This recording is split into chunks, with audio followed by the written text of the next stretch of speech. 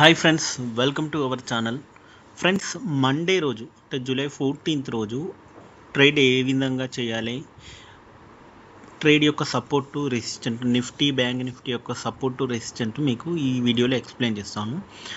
ఈ వీడియోలో మీరు ఏ విధంగా రెసిస్టెంట్ సపోర్ట్ ఎలా తీసుకోవాలి, ఏ టైంలో ఎంట్రీ తీసుకోవాలి, ఏ టైంలో ఎగ్జిట్ తీసుకోవాలి అనేది కూడా ఎక్స్ప్లెయిన్ చేస్తాను. నేను సెబీ రిజిస్టర్డ్ కాదండి, టెక్నికల్ అనాలిసిస్ మాత్రమే. నేను ఈరోజు మీరు సపోర్ట్ రెసిస్టెంట్ ఏ విధంగా తీసుకుంటున్నారో అనేది ఎక్స్ప్లెయిన్ చేస్తాను. నెక్స్ట్ డే నుంచి మీరే ఏ విధంగా నెక్స్ట్ డే సపోర్ట్ రెసిస్టెన్స్ ఏ విధంగా తీసుకోవాలి, సిపిఆర్ లెవెల్ ఏ విధంగా తీసుకోవాలి, పివట్ పాయింట్స్ ఏ విధంగా తీసుకోవాలి అనేది నెక్స్ట్ వీడియోలో కూడా మీకు ఎక్స్ప్లెయిన్ చేస్తాను. ఇంకొక హాఫ్ అన్ అవర్లో ఈ వీడియోను నేను అప్లోడ్ చేస్తాను. సో నెక్స్ట్ అంటే మండే రోజు ఏ విధంగా ఉంటుందనేది చూద్దాం.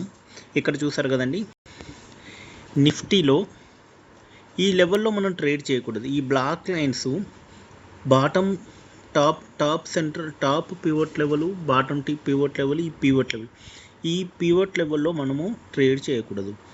అంటే 25,175 నుంచి 25,225 వరకు మనం ట్రేడ్ చేయకూడదు. ఈ లెవెల్లో ఇక్కడ ఈ 3 లైన్స్ బ్లాక్ లైన్స్ ఉన్నాయి కదా, ఈ లెవెల్లో ట్రేడ్ చేయకూడదు. ఒకవేళ నిఫ్టీ కానీ గ్యాప్ అప్లో ఓపెన్ అయితే, సపోజ్ ఇక్కడ 25,247 గ్యాప్ అప్లో ఓపెన్ అయితే రెసిస్టెంట్ 25,271 వరకు వెళ్తుంది. ఈ 25,271 కూడా బ్రేక్ అయింది అనుకోండి, సపోజ్ ఈ 25,271 బ్రేక్ అయ్యి ఇంకొక క్యాండిల్ ఏదైనా స్టార్ట్ అయింది అనుకోండి, ఇది 25,393 వరకు వెళ్తుంది. ఒకవేళ నిఫ్టీ గ్యాప్ డౌన్లో ఓపెన్ అయ్యి 25,113 దగ్గర ఓపెన్ అయింది, ఇది ఖచ్చితంగా సపోర్ట్ 25,078 వరకు వెళ్తుంది. సో కానీ ఒకవేళ అంటే మరీ తక్కువగా, అంటే నిన్న క్లోజింగ్ టైం ఏంటి ఒకసారి చూడండి. నిన్న క్లోజింగ్ టైం ఏంటి, క్యాండిల్ ఇక్కడ నిన్న క్లోజింగ్ టైం చూడండి, నిన్నటిది క్లోజింగ్ టైం ఇది ఎక్కడ 25,140. సో మళ్ళీ క్యాండిల్ అనేది 25,190 ఈ టైంలో గిట్ట ఓపెన్ అయింది అనుకోండి, 25,190 ఈ టైంలో ఓపెన్ అయితే మనం ఏ ట్రేడ్ కూడా చేయకూడదు. ఒకవేళ ఈ 3 లైన్స్ మధ్యలో ఉంటే మనం ట్రేడ్ చేయకూడదు, సైడ్ వేసే ఉంటుంది. మండే రోజు కనుక డైరెక్ట్ 25,226 దగ్గర ఓపెన్ అయితే ఖచ్చితంగా రెసిస్టెంట్ 1 టచ్ అవుతుంది. ఇది 1 మినిట్లోనే కూడా కావచ్చు. సో మనం bottom CP level, pivot level, CPR లెవెల్లో bottom central, bottom CPR, top సిపిఆర్లో మనం ట్రేడ్ చేయకూడదు. నెక్స్ట్ ఒకవేళ గ్యాప్ డౌన్ ఓపెన్ అయితే మాత్రం సపోర్ట్ 1 దగ్గరికి రావచ్చు. ఒకవేళ ఇది మార్కెట్ గ్యాప్ డౌన్లో ఓపెన్ అయితే ఖచ్చితంగా సపోర్ట్ 1 వరకు వెళ్తుంది.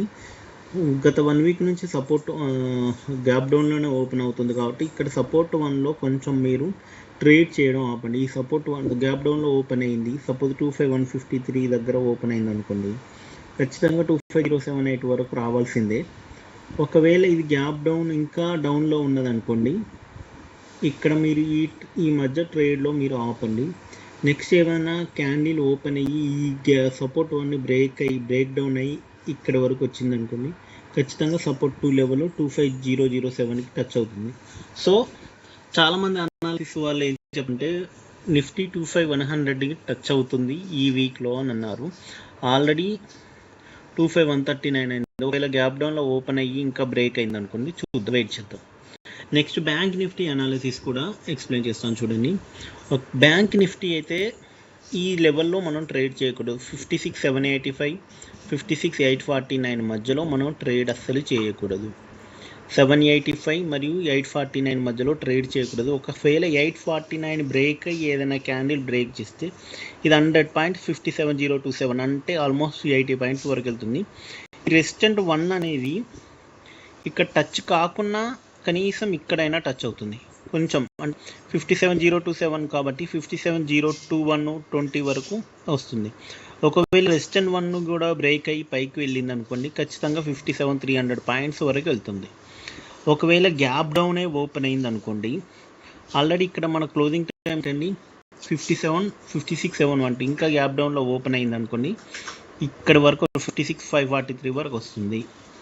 సో సపోర్ట్ లెవెలు ఇది కూడా బ్రేక్ అయి వస్తే 56,333 వరకు వెళ్తుంది. చాలా రోజుల నుంచి గ్యాప్ డౌన్లో ఉంటుంది కాబట్టి కొంచెం కేర్గా తీసుకొని మార్కెట్ అనాలిసిస్ చేసుకుని చేయండి. సపోర్ట్ 2 అని బ్రేక్ అయ్యి ఏదైనా క్యాండిల్ బిగ్గా మూవ్ అయింది అనుకోండి, సపోర్ట్ 2 వరకు వెళ్తుంది.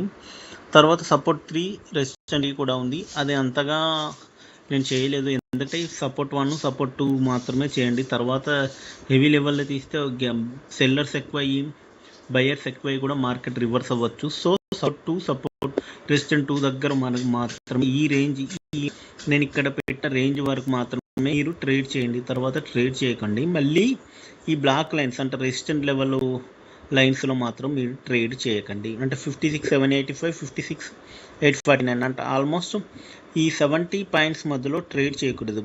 ఎందుకంటే ఇది రూట్ మ్యాప్ అన్నట్టు, ఇది ట్రేడ్ దాటి పైకి వెళ్ళింది అనుకో పైకే వెళ్తుంది, గ్యాప్ అప్ అవుతుంది. ఈ ట్రేడ్ బిలో ఉన్నదనుకోండి గ్యాప్ డౌనే అవుతుంది. సో కేర్ఫుల్గా ట్రేడ్ చేయండి. మీరు ఈ టెక్నికల్ అనాలిసిస్ని ఏ విధంగా చేయాలనేది నేను మీకు ఇంకొక హాఫ్ అన్ అవర్లో యూట్యూబ్లో అప్లోడ్ చేస్తాను. మీరే ఓన్గా రెసిస్టెంట్ లెవెల్ సపోర్ట్ లెవెల్ ఏ విధంగా డ్రా చేయాలో ఎక్స్ప్లెయిన్ చేస్తాను. Thank you friends. Please subscribe my channel and share to your friends.